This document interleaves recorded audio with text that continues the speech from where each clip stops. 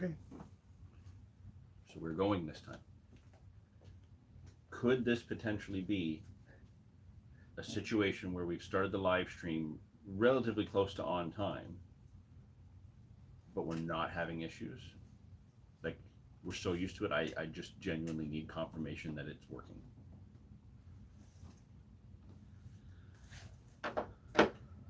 This is a tense moment. Like, if it's actually working, this is a big deal. Because that doesn't look like it's working.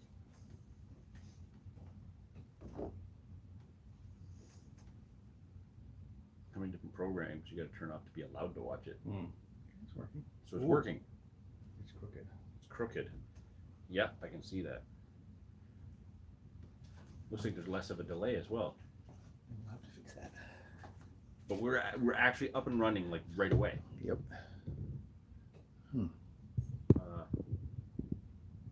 Yeah, that's Not gonna work. Oh well. We're on a plan today.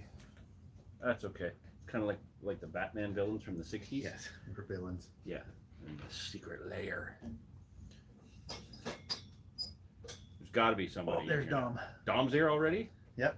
Waiting. What does it say? Waiting or working? Working fine. Working fine, eh? That's a first. We're thrown off by it. Usually it takes us about 40 minutes to get this going. Now, I don't know if you've watched them, but I know that I saw a couple of Dom's latest videos where he was chasing some predators, perch and pike and stuff. And I'm jealous because none of our spots where we would be going for perch or pike are actually working right now. They're not producing fish. But I did get a text this morning that my buddy Brandon, so if you go like way back, like probably 4 years ago in the videos, one of our more popular trout videos that we did down the lower river was with Brandon. And Brandon sent me a message this morning, I think with about 30 pictures of walleye. So for you UK anglers, if you're not familiar with a walleye, it's very much like your Xander, like almost the same. But yeah, he had, I guess they limited out, I'm not sure how many of them there were, but they caught their limits of like good sized walleye, like perfect eating size walleye in 2 hours. It was absolutely insane. And he sends me the message, ready whenever you are to get out there. So I'd like to get out there and chase some walleye. I don't eat them myself, but it would be nice to get into some, but it's just a matter of finding the time. So I think I'm going to look into that. Possibly, we have a narrow window next week, don't we? Like a very narrow window on the Saturday, I think, where we might be able to swing it, and we could go chase some walleye. So we'll have to try and see if we can make that work. But yeah, I'm kind of on a bit of a predator video kick right now, watching pike, and as we're getting into winter, because as soon as November's done, lake trout season opens for December 1st, and I'm really looking forward to going out chasing some lake trout and some steelhead. Big Davy P, you know, I'm sure he's itching to get down there for some trout because he's Raven came up with some new center pin reels this year. I know he wants to try those. So yeah, my attention to carp has kind of been slipping the last few weeks since we've not really been out much at all. Like, what we've put in maybe 6 hours since in the last 3 weeks, maybe. Yeah, about that. About that. So Doesn't help that everything's been all messed up with the weather again. oh yeah, it's one day we get snow, the next day it's 20 degrees. We get snow out there now, but what we had like 3 inches of snow the other night, and then by the time we got up in the morning, it was gone. Like, it's just crazy. Looks like the chat's on fire. What's going on over there? Kevin Kelly says it's wet and cold in Ireland. Wet and cold in Ireland. Is that? I have so many jokes I could say with that right now because it's Ireland. I think I'll just leave them alone. Yeah. Dom is just doing his chores and getting some pike rigs ready for tomorrow. Nice. And Will is considering dead baiting for pike this winter. Will is Apparently considering pike dead is really hot right now. Well, the thing is we tried dead baiting last year, and that footage never got shown to the public because I looked like a complete moron doing it, especially when that fish took 20 yards of line, and I couldn't tell if it was a fish or just that mild flow that we were fishing in. And yeah, I completely missed it. I was stupid. And then we tried dead baiting through the ice with the tip ups, and the pike we were fishing for would not touch our dead baits whatsoever. But if we used the tiniest of jigs, Yep, and that tiny little and minnow. the tiniest of minnow, Yeah, we were yeah. smashing pike. So That's where you caught that rainbow, right? yes, that's where we caught that rainbow. So some good videos to go back on if you're wanting some pike fishing from us. It's through the ice from last winter. Now that spot, our buddy Dave Newman is fishing for carp there today. Oh, is he there today? As of first thing this morning, he'd only had a few catfish. I know it gets slow there. It's that spot is so affected by wind that it doesn't even need to be that cold out, and the temperature on that water drops fast. So hopefully he'll get into a carp. Yeah, it's a strong southerly today, so it should be getting warmer out there. Potentially, but yeah, we'll have to see. It is supposed to be warmer tomorrow than it has been all week. Yeah, I'm supposed to get up into the Supposed to be almost double raining digits. Junky, but we're gonna sneak out for. Well, you'll have pretty much all day. I'll have a very narrow window with the little guy to come out, but that'll be interesting. We'll have to try and see what we can get tomorrow. But yeah, it sounds like a lot of people have been out and you know, getting them where they can. I'm kind of getting ready to switch gears into a few other species as we go through the winter. Why'd you do that? Why? It's fun. I'm fidgety today. Yeah, I noticed. Too much caffeine again? Yeah, I've actually been up a while. But yeah, the one of the things I was thinking about trying is where we caught all those pike last year through the ice. I was actually thinking about going there and casting some lures around in the cold weather, because like slow rolling some soft plastics and stuff like that, you know, it's what 14, 15 feet of water there. Yep. Slowing them along, slowly rolling them along those drop offs, we could potentially get into some kind of like pre-ice fish before they really put the feed bag on and nobody can really get at them until the ice is safe.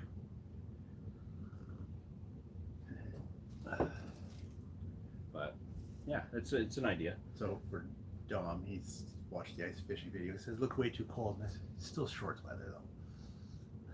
Yeah, you were wearing shorts, I was wearing Yeah. shorts. but there was a day. Well, Yeah, it's because it was like minus 20. Wind chill. it was so cold. Even me in my floater suit was cold. And that just happened. That was the day that we took Clint with us, Yep. his first time ice fishing. And that just happened to be the day where I was left in charge of getting all the gear by myself together. And I put everything together and we got out there and we started fishing. And I didn't bring the ice hut. Oh yeah, And you got cold. I got really fast cold. because that was a bad wind. Yep. And you ended up having to come all the way back home, Yep. get the ice hut, then all the way back out there. And that was, oh yeah, that was the morning that the ice was still forming under our feet. It was cracking and expanding. That was an one where awesome Clint session. went, screamed like a little girl, and it cracked right between his legs. Yeah, oh yeah. Well, you could see the crack. You Yeah. can't see it in the video, but sitting there, it went right underneath my big butt, and then shot right between his feet. And it was, you know, the ice was only about that thick, but the crack had actually opened up and shot through, and it was funny, and I laughed it off at the moment, but it was scary. Oh yeah, that was a scary day. We really shouldn't have been out there that day. And if we were going to be out there, we shouldn't have been out as far as we were. Well, we weren't that far from the shoreline. We were too far from a safe shoreline where we could easily get off the ice. Yeah.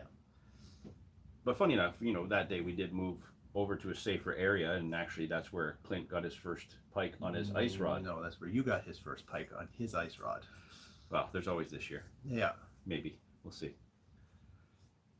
So yeah, we got some stuff in front of us. A couple topics that I kind of wanted to half talk about today. Didn't really put together a proper plan. Like I said, we've only been out for like 6 hours in the last 3 weeks, so I've kind of been out of the proper preparation mode that I would normally be in, and I've kind of just been tinkering with little things, you know, like I said, some predatory videos. I've actually been looking at some of the other gear, thinking about using some different baits for different species even before I jump into like lake trout and rainbow trout and stuff like that. Before we get into some of that though, I do want to mention these. If you watched our last live stream, so that was the October live stream, correct? Correct. We made pop-ups. If you missed it, please go back and watch it. It's boring and amusing all at the same time. But we made these amazing pop-ups with a little bit of feedback from you guys, and they still smell magical. That's because you keep dousing them. With... Nope, I only doused them once, and then it all absorbed in. Oh. So there is a video coming up in December, approximately December 7th-ish. December 7th, and as long as we don't change the schedule, December 7th, the video relating to these pop-ups in use on the river is going to come live. No, Will, I'm not fixing the camera. Sorry. Tell him to shut up. So I don't know what to make of these yet. I don't want to give too much away because it's all in the video. But one thing's for sure is that when that video comes out, there will be mention that we need a name for these.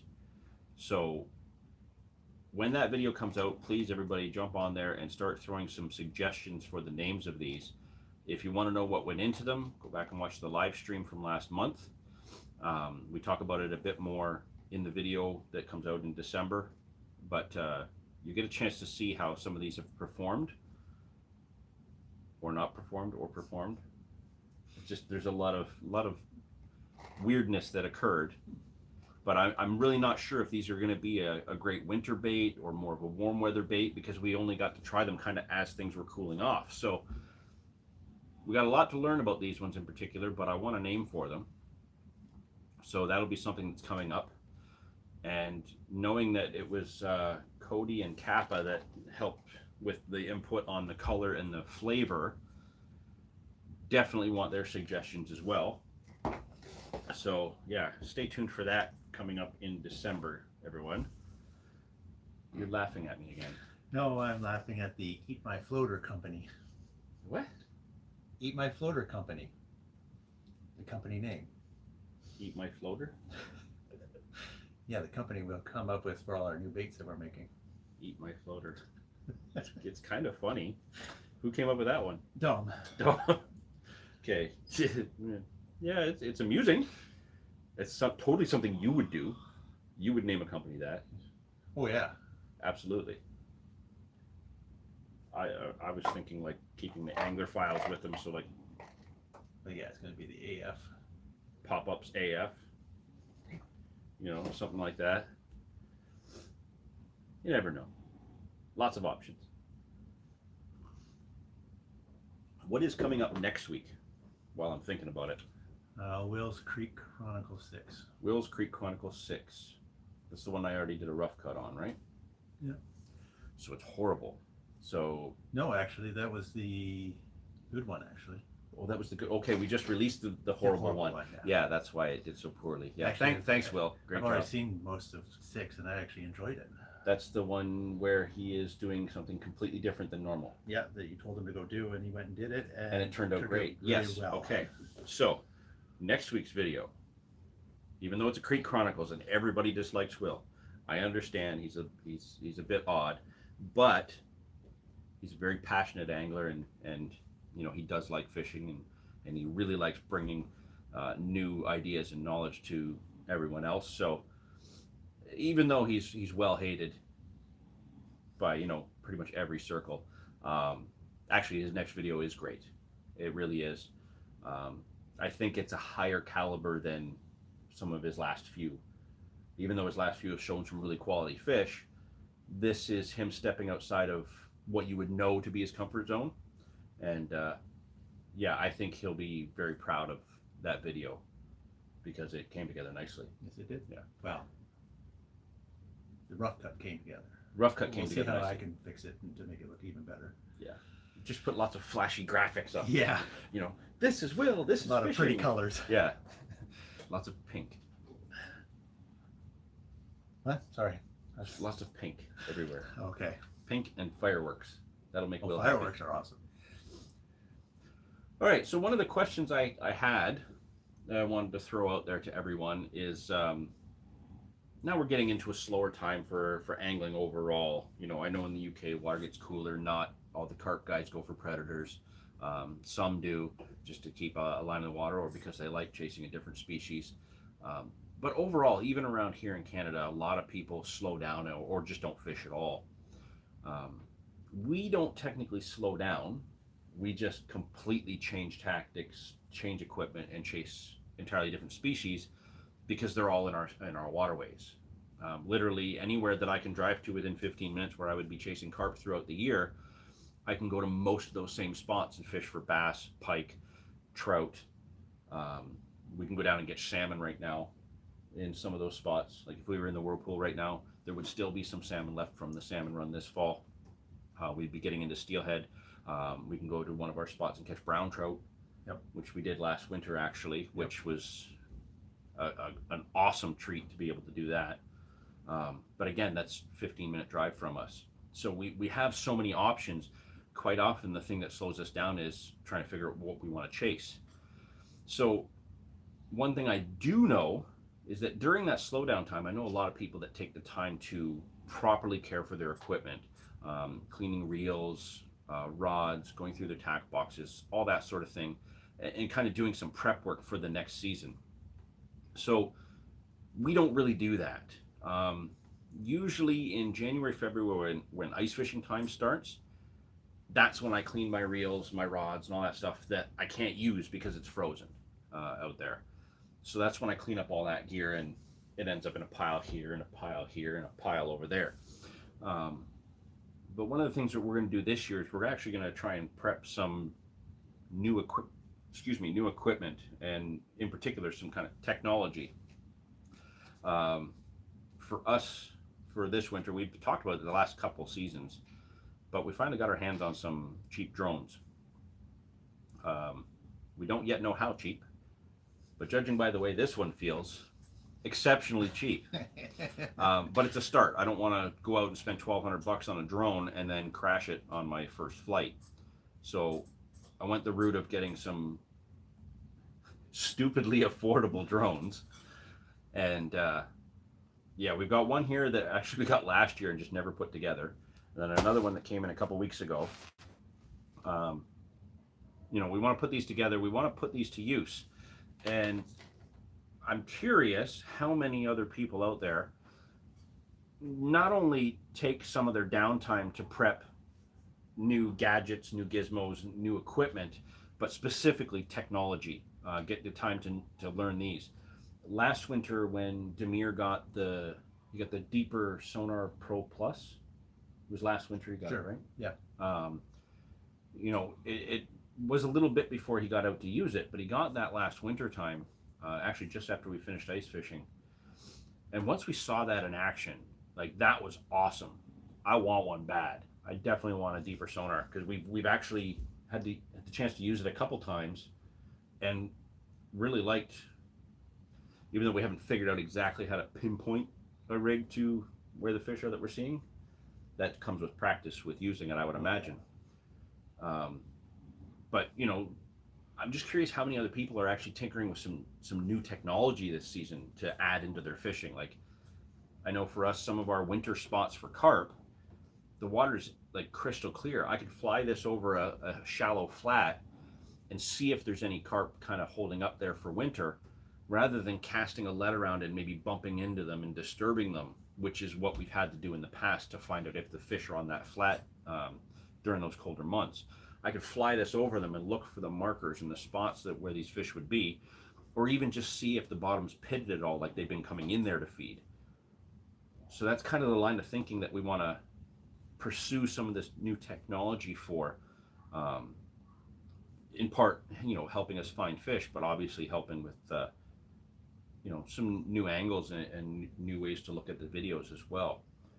Anybody else trying some new tech out there? Anybody commenting? Because you're reading and laughing, and I'm just going. Tom wants us to chase eagles with it. Eagles.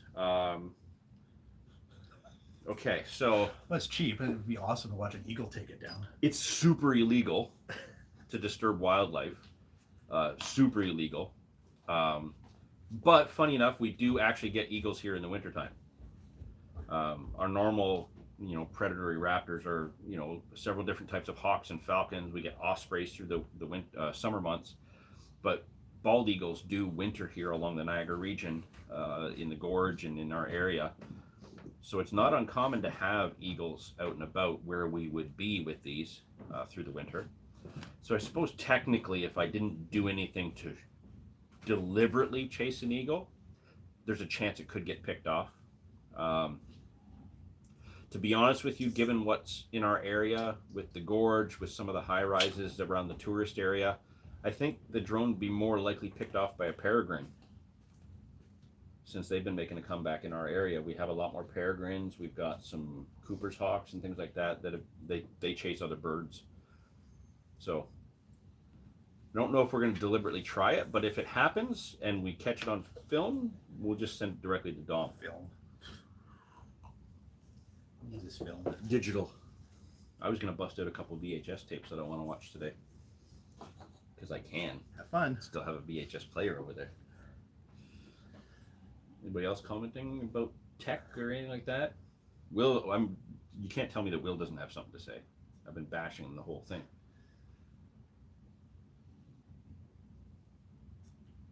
No. Oh, he's in there. Yeah, he's there. He's saying stuff. Yeah, they're talking to each other. Oh, they're talking to each other. Okay, we need to stop letting Will join in, because then I just sit here. I can just sit here and watch the comments. There's the whole live stream video. Yep. That's what it'll be. We're gonna have to ban Dom because he's just gonna make me keep laughing to this. We can't ban He can't even say it either. So there we you go. can't ban Dom. Well, he's excited. He just got a new color TV. How does that? Okay, you know what? Learning tool. He gets to watch more of us and see more tips and tricks that we offer. In color. In color. Technicolor. What size is the screen?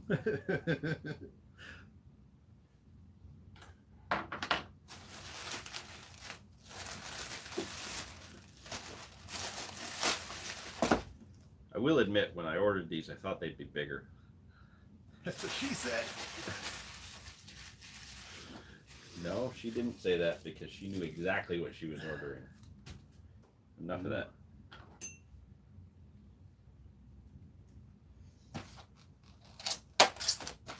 Now, there's got to be some people in the chat that have actually used the deeper sonar. Maybe they have had more experience with it than we have, so they maybe know some of the tricks. That is really hard on the ears. I can make it worse. Well, I'm sure you could. I probably opened it upside down too. No, you're right. I think it's the exact same thing. It is literally the exact same drone. Nice. Except this one has like some name code from whatever it is, and this one just says drone on it. It literally just says the word drone. Oh, there you go.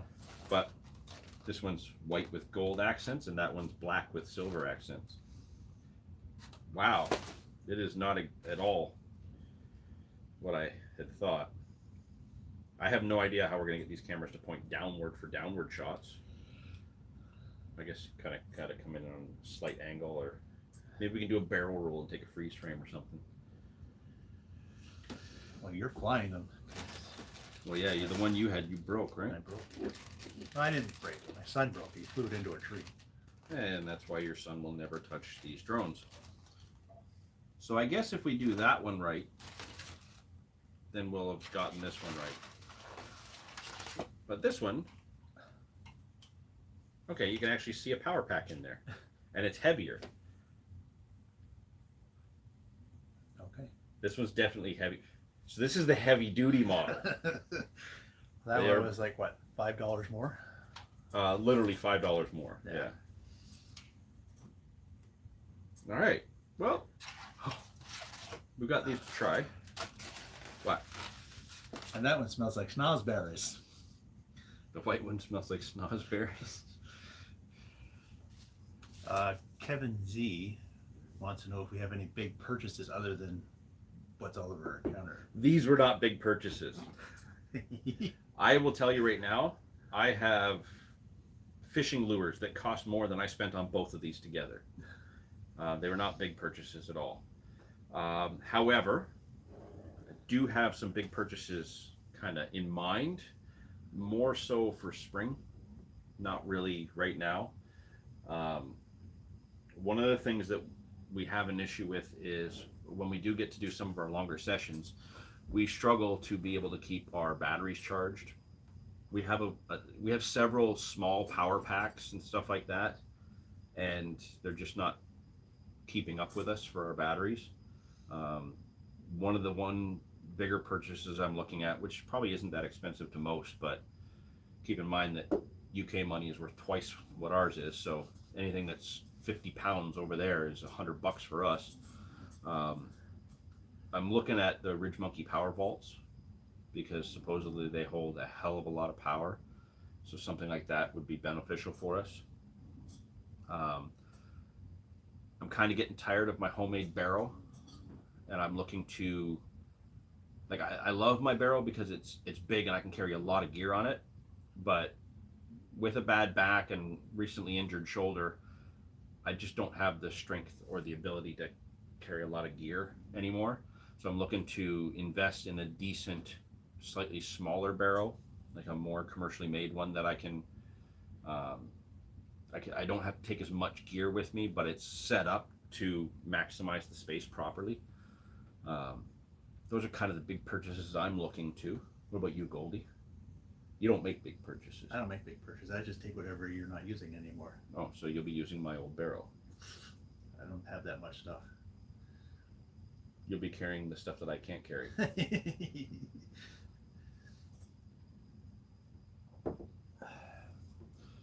Yeah, beyond that, I'm not really looking at much in the way of big purchases for next season. What? What? Well, they're talking about using these for dropping rigs out. Will has talked about that in the And- past. And I've actually seen a rig on the bottom of one. It's an old video I saw, but it had some kind of rig where the guy could lower it to the water, release the rig, and it dropped and went They're perfect. talking PVA string. But then you'd have to have this hovering there until the PVA string melted. Well, yeah. The video I saw had a quick release mechanism, like a button to hit on the remote that actually triggered a release. But yeah, PVA string would make sense. So Will's saying a short one, Dom's saying a long one, so that doesn't become a James Bond submarine car. I guess it would be a helicopter. I would go as long, Well, yeah. just to play it safe, keep it up off the. Yeah. Because all it takes is one rogue wave or a duck or a very aggressive frog to jump up and take this out if it's a short string. A frog? Very aggressive frog. Yeah, he'll get stuck in the blades first. Not if it's coming up from underneath. Oh. Have you seen the bullfrogs in some of our places? Yes. I used to be able to fly fish for bullfrogs around here. And like, dude, they fight because they're just muscle, right? Like, frogs are very comparable to, say, a largemouth bass, Okay.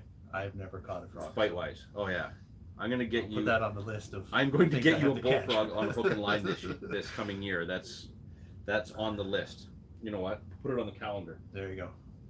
because that's like in the States when they go frogging, they actually shoot them. Shoot them, yeah. Because well, it's the States and Yeah. guns. They like shooting snakes. But yeah, like I used to catch them on flies, like fly fishing. Hmm. And sometimes you can get in really close and you just dangle a fly above the frog, and those suckers will jump up like a good foot to catch it. Yeah. Oh yeah, it's not a flying out tongue like normal. Like that's more short range stuff around here. These guys jump up and aggressively take it, like me going after cake.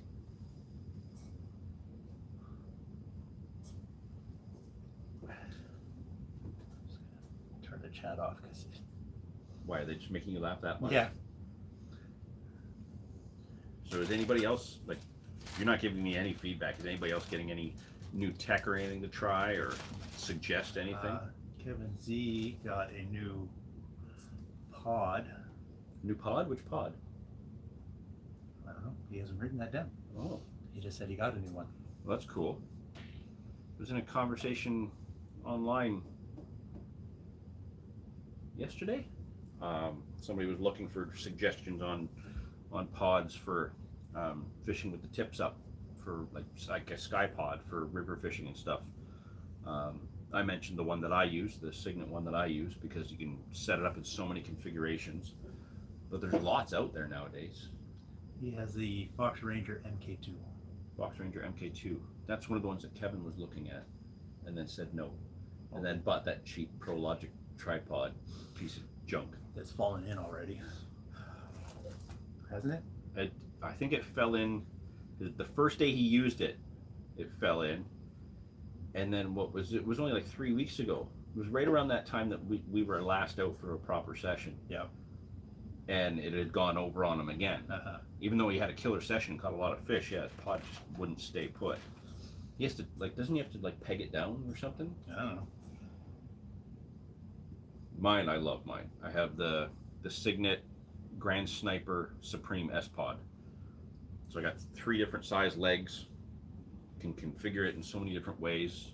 Tilt everything, and it goes long, it stays short. It's like the best one. Okay. That I have I've bank owned. sticks. You have bank sticks, and you have my pack pod. Then there's Demir's pod, Yep. which is, and it costs the same as a small car. Yep. Weighs about the same, Yep. and moves a lot less. Not just that, but it's the rods that move a lot less too. Poor Demir. He doesn't catch the fish that he used to catch. He used to just absolutely crush it. I think he's focused too much more on big fish angling now. You know, kind of like Will. Focuses on big fish angling and doesn't understand why he can't catch big fish. One day he'll learn. This is very awkward when I'm just sitting here waiting for feedback and you're just sitting there staring and reading them. Nothing to read. Everyone's be quiet. Everybody's being So now quiet. you have to come up with something else off the top of your head. Something else off the top of my head. Go over to the Urban Carp Collective store. The winter gear is on sale until tomorrow. Well, that's going to be useless if they're watching this on Monday. Well, yeah, but you said think of something off the top of my head. And what's on my head? Urban Carp Collective beanie hat. And it's stupid warm. Yes, they are. It's You too small for my head, though. It's because you got a gigantic cranium. Yes, I do. I could staple it on. Yeah. But you do have one. Big cranium. It's probably going to end up being a relatively short live stream because I was thinking about maybe trying to put one of these together, but I haven't even looked at the instructions. I was going to, do the typical guy thing and just not Wing it. not do anything. Like that plugs in there. But there's a power cord in here that like totally is different. So I'm assuming because that has a power pack that comes out, this should have a door that it comes out. But Or you just open it. ooh, I found it. Why does it have 2 plugs? Oh, the power pack's not plugged in. I sure hope that's not a best before date on the power pack. October 7th, 2018. Manufacture date. About the time we got it too. So let's say, all right, well, that would plug into there. So does this just come out and plug into that?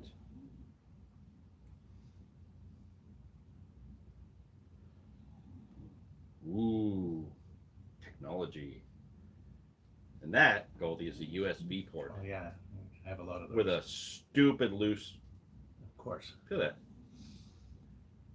What do you want for what you paid for it? I can't even remember how much you paid What for do I it. want for it? I don't even know.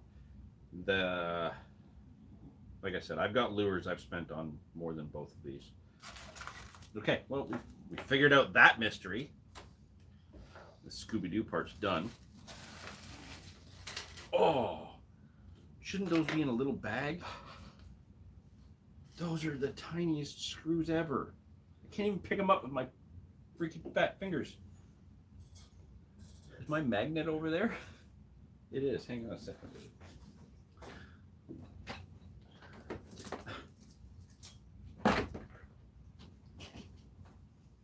That's craziness.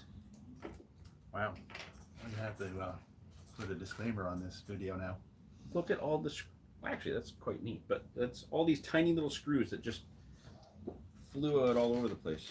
You didn't hear me, did you? Wasn't We'll have to put listening a disclaimer on this video now. for what? You wanting to grab your USB. You're simple. No, Dom's simple. No, Dom's not simple. Dom is different. Yeah, he is special. You know what? He is special. Yes, he is. You know what? If you could get your section of the videos to the level of his, everybody would be better off. Wow. What, did he just realize that Will is looking for a beating. Will's looking for a beating, is he? Yeah. He doesn't need to look hard. He'll get one anyways. Wow, the chat is just. Is it even degrading. appropriate to even say? Yeah, we're talking about it would actually be more like a floppy disk for you. And then Dom said that's what my mom said.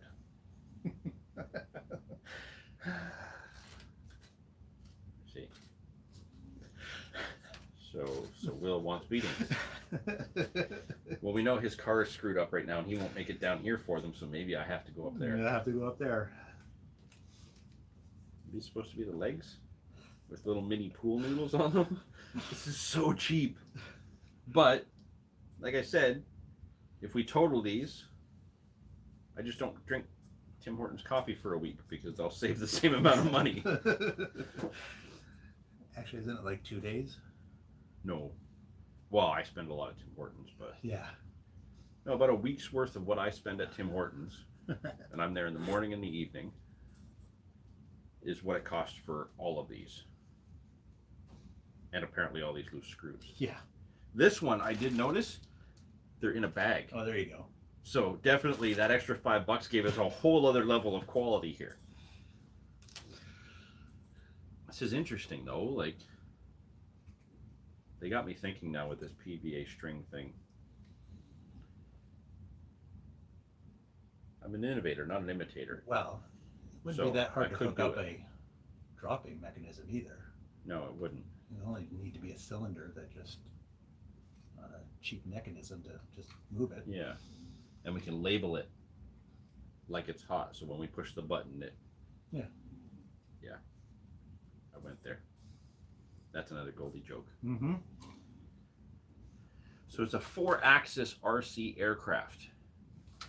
Why doesn't it just call it a drone like this one does? I bet you the booklet just says drone. This booklet's in color Wow. and better quality paper.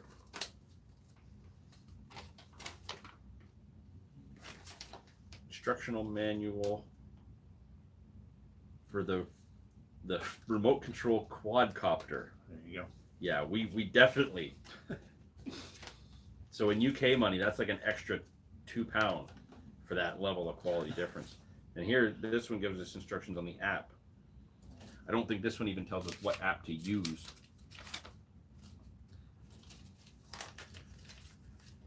Even the remote says drone on this one. Look at Okay. that. Here's a question for you. Sorry, I'll just let you do whatever it is you're doing. Over there. Dude, this one has angry animal stickers. They'll scare the fish away. But they want it to go up against an eagle.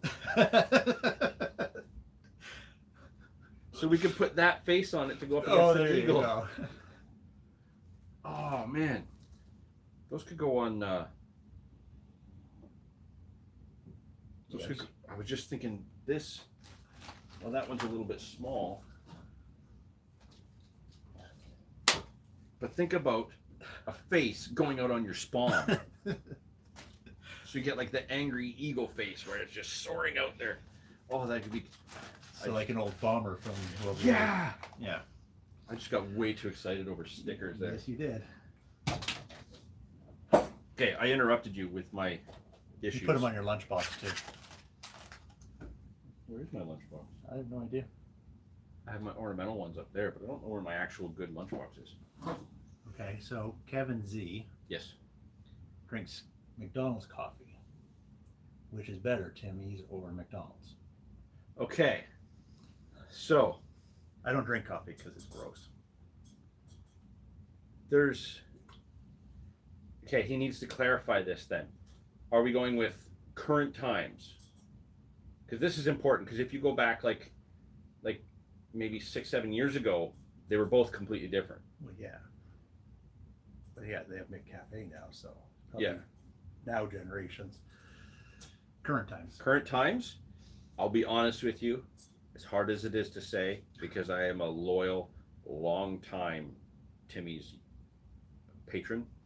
I will say McDonald's coffee, current times, is a lot better than Timmy's coffee. There goes that sponsorship.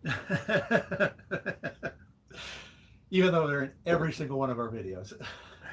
Tim Hortons is right there. Yeah. It's literally a block from the house, so I'm there every single day.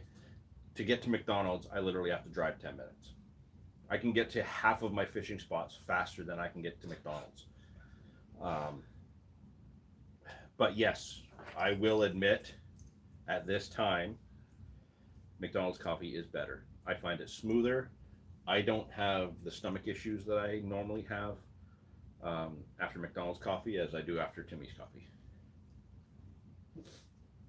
So that's a hell of a debate too, because that can get people going. I've had some really heated arguments about that because old McDonald's coffee tasted like Starbucks burnt tire brand, and it was awful. And yes, that's me admitting that I absolutely don't like Starbucks coffee. Well, you're not a 16-year-old girl running around in Uggs, so that makes sense. Well, I do like some of their other stuff. But yeah, we're not talking. Well, But- yeah, you like their Frappuccino or something like that. The don't you? yeah, Frappuccinos sometimes when the mood hits me, I have to go fancy, and I just don't do that when I'm on the bank. Oh my God. What now? Well, Kappa has just joined our broadcast, and he asked what he missed. What he missed? Well, it's technically been 41 minutes of us just rambling about nothing. Kappa but- has missed chat about technology in fishing and preparedness for winter and predatory And then- angling. He's missed all kinds of quality discussions. Dom has to pop up with me holding your floppy disk. Okay, so, But it was a USB, not a floppy disk. so yeah, we had all these great discussions that were briefly touched on, and all it comes down to is Goldie touching my USB. So Kappa came in at a great time. Yeah.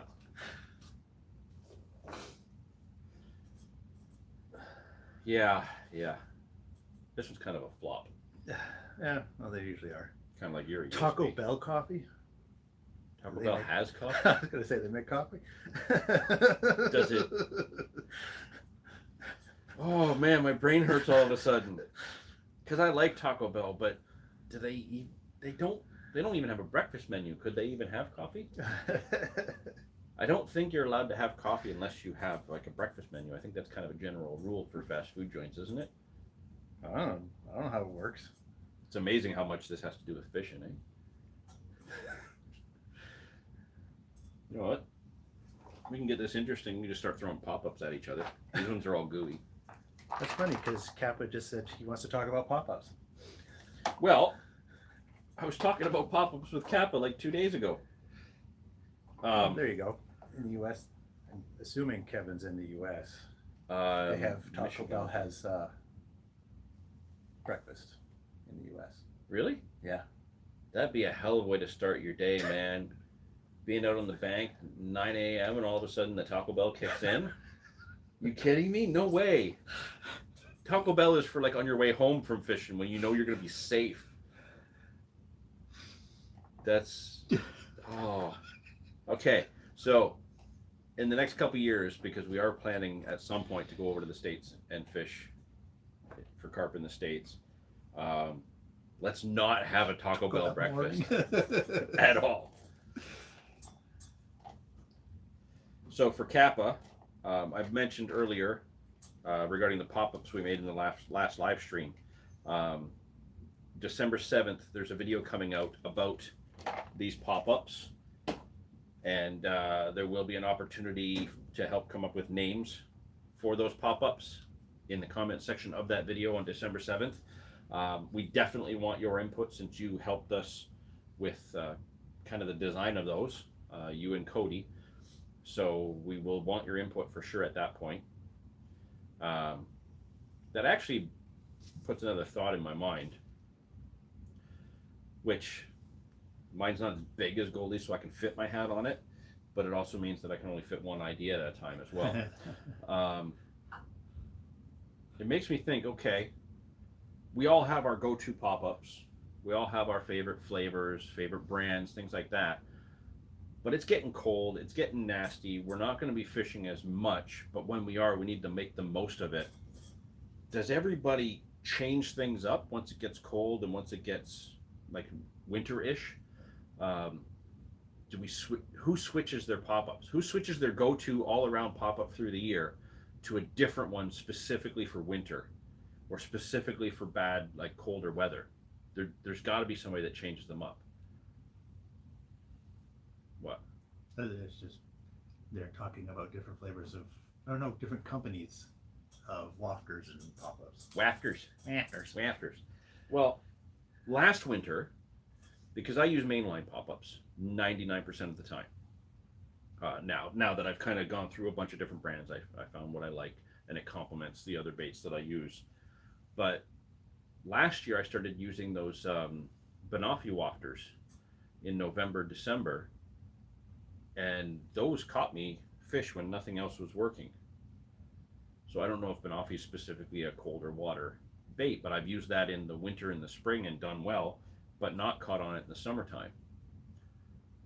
So somebody else, like, do they stay with brighter colors and change flavors, or do they go with more muted tones but keep the same flavor they use the rest of the year? Like, I'm curious what everybody else's thoughts are on that. I know that Dom puts out a completely different pop-up for the winter time. It's usually a chunk of wood with a bunch of treble hooks on it, and he pulls it through a canal. Completely different kind of pop-up. He's fishing pike in the wintertime, Goldie. Way to catch up. Sorry, I'm trying to read. It's the one of the craziest chats we've had where everybody's yammering in there, but it has nothing to do with what I'm saying, so I feel like I'm completely lost. Okay. No, But they're talking to themselves. Okay, so It's Dom will funny. go to sweet corn, and same with Kevin Z. He Really? also changes to fish and mussel flavor. Kappa uses the same pop all year round.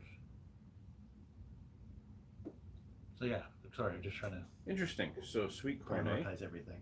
Well, we were talking about for our winter spot on the Upper Niagara River. Big river, deep water spots, lots of places for fish to go. But we have a spot there that does well in winter, and we were talking about mixing sweet corn and hemp and kind of having that as our small patches of bait we put out there to help keep the fish interested. So sweet corn is something that somebody else uses too. I was iffy on that. It's a natural bait, but I didn't know if that would maybe not be attractive enough to really keep them going on it.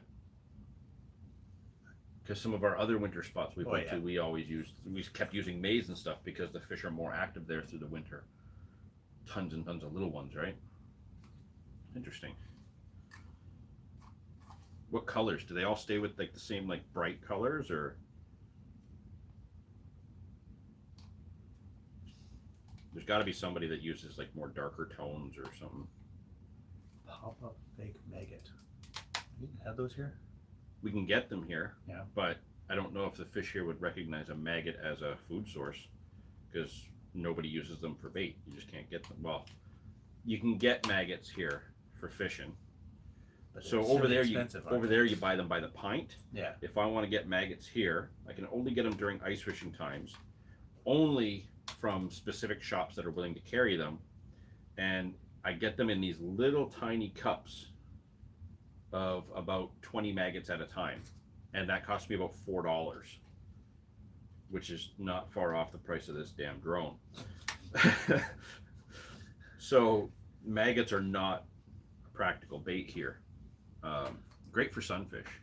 I could go to the pet store and get like mealworms and butterworms and stuff like that, and it'd be great for ice fishing, but we can't buy stuff like that in bulk quantities to help some of our areas generate that as a food source for the fish. That's the one downside to fishing wild venues. You could go out there and bait up a ton of bait on an area, catch well for a day or two, and then let's say you don't go back to that spot for a week or two.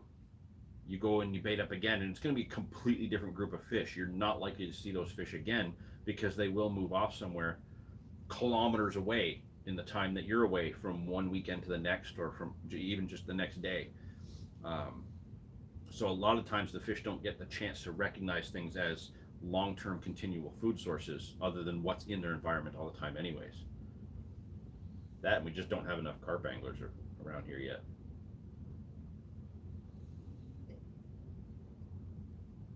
Okay, so Dom uses muted colors, where Kevin Z uses high vis colors.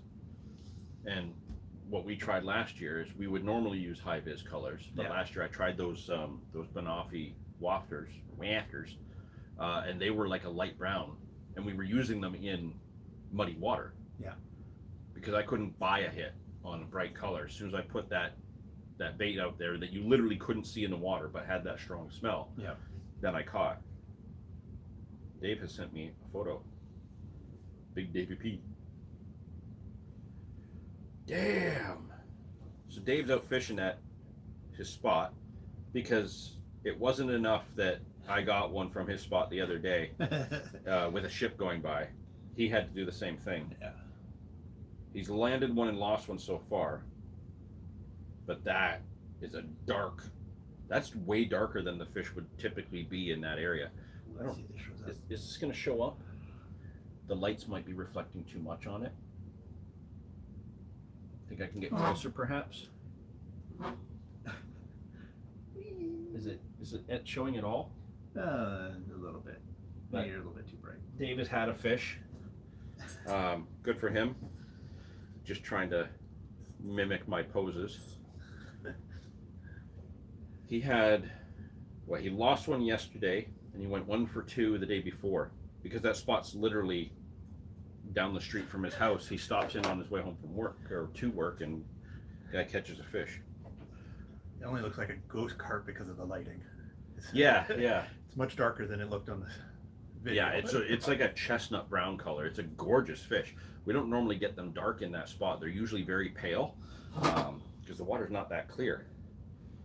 So now I'm thinking maybe we should be going there tomorrow. We've got such a limited window, right? Well, you'll be there all day with the guys, but I've got such a limited window. Me and the little guy will show up for the afternoon. He's gonna put a line in for carp, and I'm gonna try for a different species amongst all the carp anglers. Yep. So I'm gonna have 2 hours. I don't even know if I can get the bait that I want to use for it tomorrow. But I have some brown trout roe that has been in the fridge since last September. No. It was January. Yes. January when we caught those browns. Some of it is starting to go green. Ooh. And I'm going to use it tomorrow. I'm still going to use it because the fish species that I know are in that spot, I think will take that. There you go. And then also, this is the other thing. So when I buy a tub of tiger nuts, in this case it was the Monster Carp Tackle Tiger Nuts, what I usually do is I dump them all out onto like a thing of styrofoam or a white bin lid or something like that. I pick out all the tiniest ones possible. I put them in a container. All the larger ones that I would use for hook baits, keep them in the jar with a little bit of tiger nut liquid. And then the medium ones are the ones I usually kind of crush up and put in sticks and stuff like that. So every now and then I find myself using these really tiny tiger nuts with tiny hooks if I'm going to a spot with like obviously smaller carp or really shy carp, and I've been using those. So I might try those tomorrow to see if suckers will take tiger nut, because I know I can catch them on moldy brown roe, but can I catch a sucker on a nut? Like I've caught suckers on lures, I've caught them on minnows and worms. I think they're more of a predatory fish, but can I get one on a nut? Okay, Kevin Z has taken the car and turned it left and asked, do you think cured or uncured eggs for steelhead? Cured or uncured eggs for steelhead? That's a hell of a debate there too. Um, I'll tell you, when I was younger, and I fished salmon more than I fished trout back then. Um, I would not be caught dead on the bank without my eggs being cured, and that's going back quite a long time. That's back in the days when borax was more popular than anything else because you just didn't have much in the way of commercially available cures. Now there's a bunch of companies out there. There's ProCure that I've always used. There's another one, Potsky, I think is how it's pronounced. I don't know. They have like these fire cures and bright colors. They're really popular. And I know a lot of guys that use them and swear by those ones. They've even stopped using ProCure to go over to that company. More readily available. You can even get that stuff in Canadian Tire. Um, Nowadays, I still use cured roe. So if I'm chasing trout, I will still put some ProCure in the bag just to help preserve it a little bit longer. Um, but nowadays, I'm not afraid to take some fresh roe and use that as well, like right then and there on the bank. But back in the day, I wouldn't even do that at all. Would not use it unless it was cured. Now, if I'm fishing, prepping for a session, or if I'm not going to be fishing for another week, I'll definitely, cure it to help preserve it a little bit longer. But nowadays, I'm not afraid to use uncured roe. What? Dom or Will? Dom. English is his second language, apparently. He thought they were cursed eggs. Cursed And eggs. he needs a priest for those. You came from a cursed egg. He needs a young priest and an old priest. Yeah, you were hatched from like a jet black ostrich egg that Yep. was on fire. Kind of like one of them dragons from Game of Thrones. You just kind of throw the stone in the fire and poof, dragon. There I am. Yeah, well, for you, it's poof, Goldie. Kind of a letdown overall, but it's how things work. That's an interesting question, that cured roe versus uncured roe, because that's another one of those things where some people just are dead set, do not cure it. Other people are dead set, you have to cure it. And over the years, I've kind of come to the point where I still prefer using cured roe. That's what I've always done. But I've had really significant catches on roe that's not cured. One trout actually that comes to mind, and this is actually a very important fish for me. My uncle, big fish angler Chad, and my grandfather, we were in Owen Sound one year. We did not have cured roe. My grandfather had fresh, I don't remember if it was salmon roe or if it was brown roe. I think it was salmon eggs. We didn't have any cured. We were going out that morning. We sat at the kitchen table, watched the sun rise up over Georgian Bay. And my grandfather did something I had never seen anybody do up until that point. I've never seen anybody do it since. I tried it once myself, and I screwed it up. He just had this knack. That was his style of fishing. He had this knack for doing it. He had done it for 50, 60 years, who knows how long. But he took some fresh roe right out of the jar that he had caught the fish the day or two before. He put some paper towel down on the kitchen table while we were having our coffee. He spread it out into a single layer of eggs on the paper towel, and then he got a hair dryer out. And using a hair dryer, he gently kind of dried them out a bit, made the skins on the outside really tough, and we were moving it around, and it was still super liquidy inside, but it was almost like it was like an air cure that I had never seen before. It really firmed up the outer shell. It puckered the egg a little bit, but it firmed it up, and it made it so durable that we could actually fish them as single eggs. Like, we were able to put the hook in it, and it held its form, and it stayed that way. And later that day fishing, I managed to hook, up to that point, what was not my biggest trout ever, because we have monster trout here in the Niagara River, but it was a very important fish, and I'll never forget it. We were fishing a canal that leads out into Georgian Bay. I believe it was 10th Street. So if you know Owen Sound, just that little canal at 10th Street there, cars were parked literally right beside it, right behind us in the grocery store parking lot, and just fishing under a slip float a few feet down. We could see fish passing us all day, and a few had been caught, but not many. And I got one that was just over 16, I think it was 16 pounds, 4 ounces. And it was this massive rainbow. And I hooked it right there by 10th Street. And if you, obviously I know a lot of these guys don't know that area, but if you do know the area of where 10th Street is and where this canal is that goes out into the bay, there's a massive ship called the Chichimon. It's kind of like a giant ferry that takes you out to Manitoula Island and travels around that area. Where it docks is way down, where it's deep enough to be tied up to the wall. And I fought this fish from where we started, over top of anglers and in front of anglers. Luckily, the anglers we were fishing near there were incredibly courteous people, and they reeled in, they let us go through, and we got that fish in the net way down by where that ship is parked. 16 pounds, 4 ounces, one of the biggest trout I had caught at that point. Just a very, very memorable fish. I actually ended up in the paper, the local paper, because of that fish that weekend.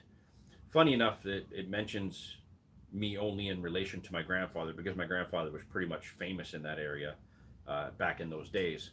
So it was mentioning how I was his grandson, and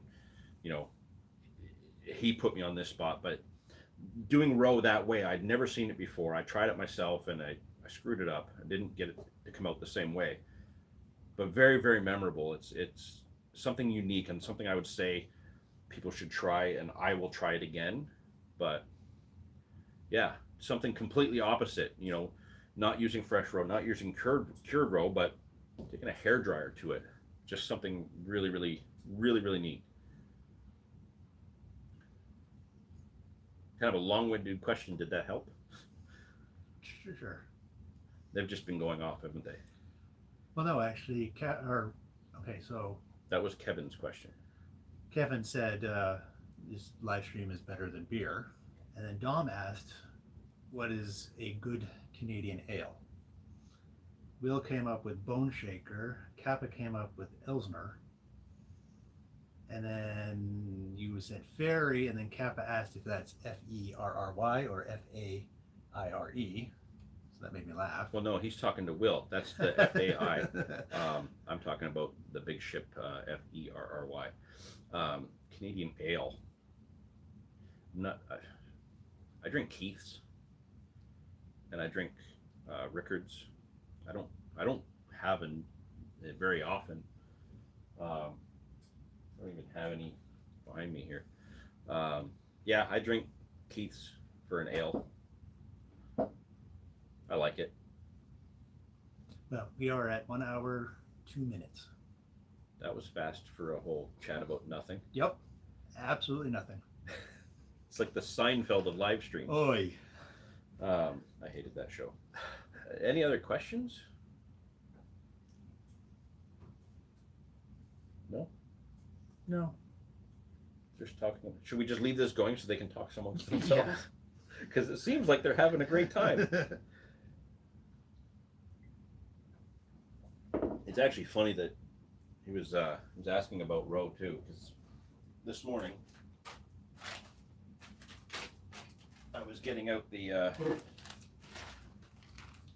mesh and the tying thread for tying roe bags. Funny enough, relating to some carp fishing that I wanted to do, but where did I put the baits that were going to go in it? Of course I would move those. Well, yeah, of course. They've been sitting right here for 2 months, and now I've put them in something. Yeah, we need to get off of this. This conversation is slowly degrading into What? Other species? Or their conversation is degrading? The chat Oh, well. conversation. Yeah, I've literally got my beads and everything here, like my bead box, my all my Raven floats, some split shot. There's my Raven fluorocarbon in there. That's 6.8 pound test for my trout leaders. Yeah, like I'm ready to go for trout. When is that open? Oh, it's open now. No. Like Why we are can we go down open? and chase steelhead if we wanted to right now. The reason I don't is because partly one, salmon are still in the system, and I don't want to hook a salmon on lighter gear. I really don't care about catching salmon much anymore. Especially right now, they're going to be like dragging in an old boot. But steelhead are in the system, but lake trout closes for October and November for their spawn.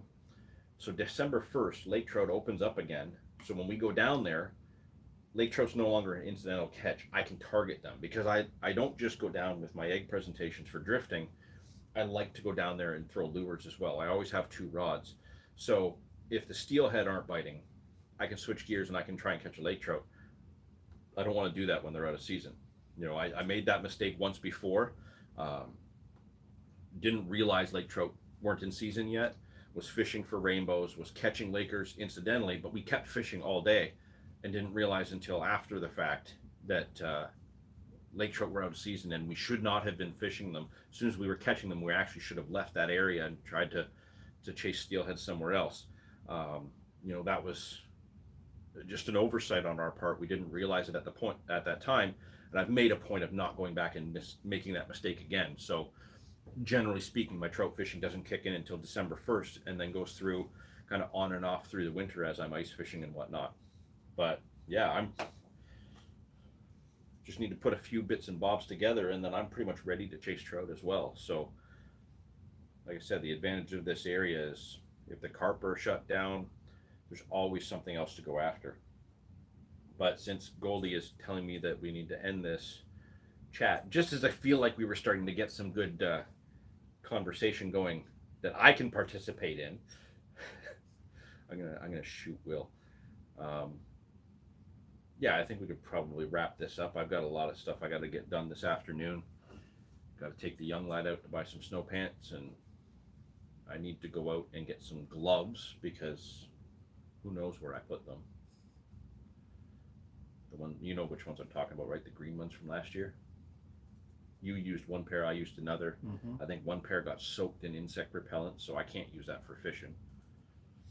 So I got to go get some more. And oh yeah, there's also that back room with the leaky roof. I need to get stuff to, finish fixing that.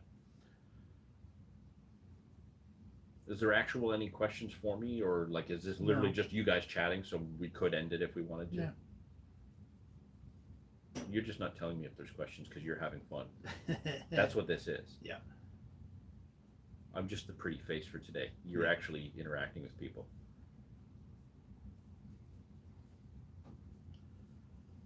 I'm gonna make you put these together. That way, if they fail miserably, I can blame you and make you pay me back for all these. Okay. Then I have a week's worth Dom of wants to tickets. know if we can get tench. Okay. Yes and no. So around here, no. Technically speaking, tench is not a fish available in Canada. Technically speaking. Sorry. However, there is some areas, I guess in Quebec, along the St. Lawrence, where tench has been found as an invasive species. So the ministry isn't too happy about it, but people like myself who really want to catch one, if I traveled up to that area, I could put the odds in my favor. Will knows of some spots not far from him where tench have been caught. So yeah, the government doesn't want them there. There are anglers who are interested, but apparently there are some in Canada, but just not anywhere near us. And the likelihood that they would make it this far, I don't think they're going to live in the raging waters of the Niagara River. So I'd have to try and find them at like creek mouths and stuff along Lake Ontario if they ever get out of the St. Lawrence system. That's a bucket list fish for me, though. I've always wanted to catch a tench. Not a bream, just a tench. Bream are apparently snotty, disgusting things. Oh, look who woke up. Coco, you didn't snore today. And you weren't in your spot. Nope. You're sleeping on the bed chair. You're looking at me like my head's like screwed on backwards. Go back to sleep. Are you done? Yeah. What else? Give me another Well, question. yeah, everyone's making fun of you now. Of course they are. find them in slow, silty, weedy water. Do we have that around here? Yes, we do. It's just that they're not here yet. Yeah. Yeah, like I said, they're up Quebec way still. Will said one was caught in the Bay of Quinte. Bay of Quinte. So still, that's kind of like this end of the Yeah. St. Lawrence system. They have a massive body of water to go through before they're ever going to make it here, because Bay of Quinte is up at that end of Lake Ontario. We are way down at the other end.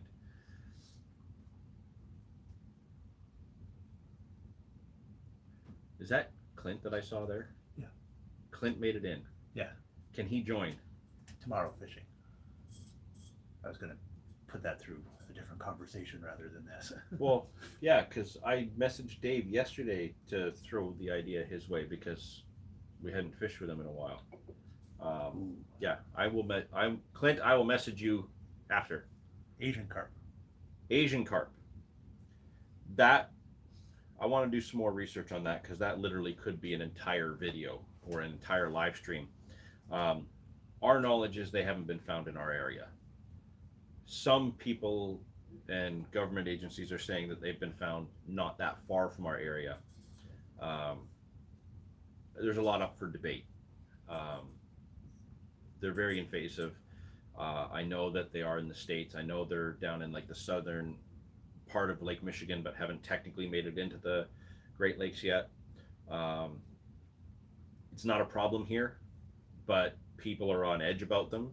And unfortunately, because they're on edge about Asian carp, they are taking it out on all carp. So that's part of the problem we have here, getting people interested in carp fishing. Not only do they have those old timer views of carp being a trash fish around here, because we have so many other prettier fish to pursue and more suitable for table fare, this whole Asian carp stigma that's being attached to our common carp and mirror carp and our native species, the buffalo carp, which is a native fish that's supposed to be here. People are killing those thinking they're Asian carp. They're not. They're supposed to be here. That's a fish that's always been here. And yeah, it's a fight. They're not in our area yet. I have yet to see any documented evidence that they are actually in our area yet, but supposedly they're being caught up and precautions are being taken in Hamilton and stuff like that, that they've been found up there. But I don't think that they're a problem now. I think if the right measures are taken by the American officials where those fish are coming up from, then they won't be a problem in the Great Lakes. That's my hope. There are commercial fisheries that are now catching them down there and using them for like table fare and stuff like that. So things may get sorted down the road. You know, it's hard to say with invasive species. Like the zebra mussels for years were this horrendous problem that got into our Great Lakes and just covered the bottoms and became so brutal. And then what happened was the zebra mussels actually completely cleaned up Lake Erie, which was a polluted cesspool mess. And it became one of the greatest walleye fisheries in the world after the zebra mussel invasion. Our carp started getting massive because they started to feed on zebra mussels. So whereas, you know, being a kid, a 20-pound carp was like rare as can be, now 40s are possible in our area. And the bottom's not as covered with zebra mussels because there's other animals like ducks and carp and stuff like that feeding on the mussels. So it's hard to say how Asian carp or other invasive species can be a problem in our area, because you've had some success stories.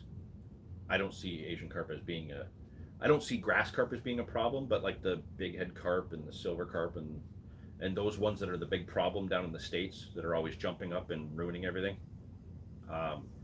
Those ones I think would be a problem, but the concerns about grass carp in our area, I don't think would be a problem. Personal opinion. Put the big disclaimer across the screen here. Okay.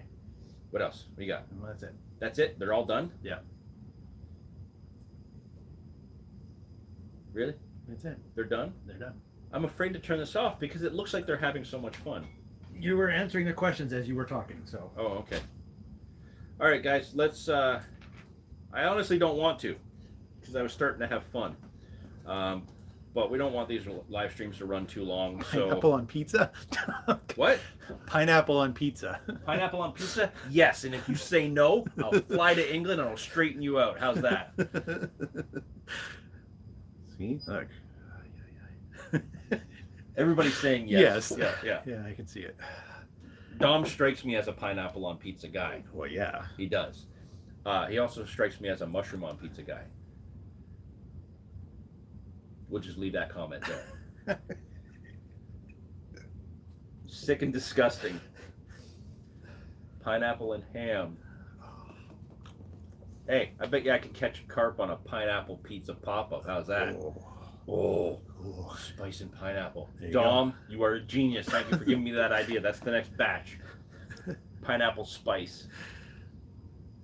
His opinion of us has been lowered because of pineapple on pizza. Wow. Must not have had a very high opinion to begin with if that's all it took. Oh, guys, don't attack him for it. That's my job. Oh, now Will's getting offensive. You know what?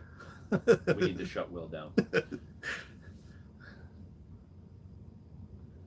Get on the banana chunks. Yeah, Goldie eats bananas and uses banana baits. Pineapple and pepperoni? You're kind of crossing a line there, Kappa. Pepperoni is gross. But I like the idea where you're going with that spicy bit to the pineapple. I think we're going to have to do a spicy. Ooh, pineapple and spice bee. That could be a good pop-up. Maybe a hint of chili. I'm thinking here. I'm thinking. Now you've got the conversation all fired up. Yeah.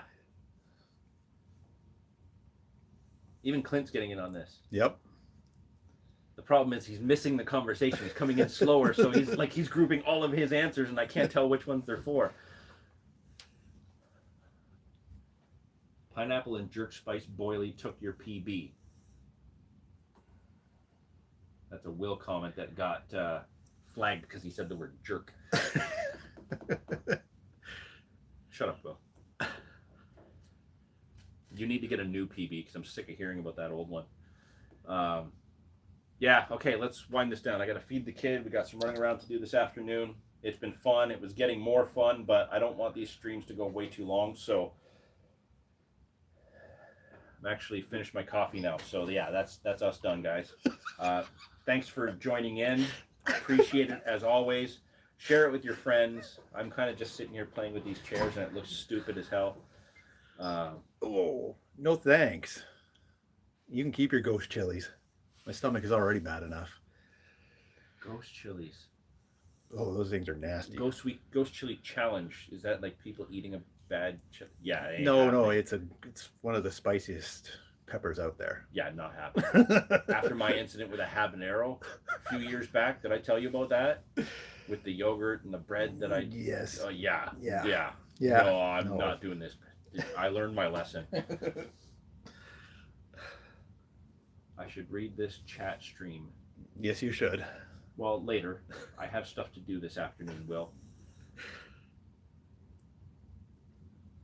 Will can do the ghost chili challenge, but he's got to do it on the bank, and since he doesn't do that anymore for the winter time, yeah, you'll see that in the spring. All right. We keep this going. It's never going to end. Go ahead and shut her down, Goldie. We will see you guys next month in a live stream. Please stay tuned for next week's video. Will's Creek Chronicles 6. You will all be happy with it. I'm sure of it. I really was pleased doing the rough cut. Looks like Will's out of his comfort zone, and it pays off. So make sure you guys are checking that out. An eagle chasing bid on the cards. Legally, no.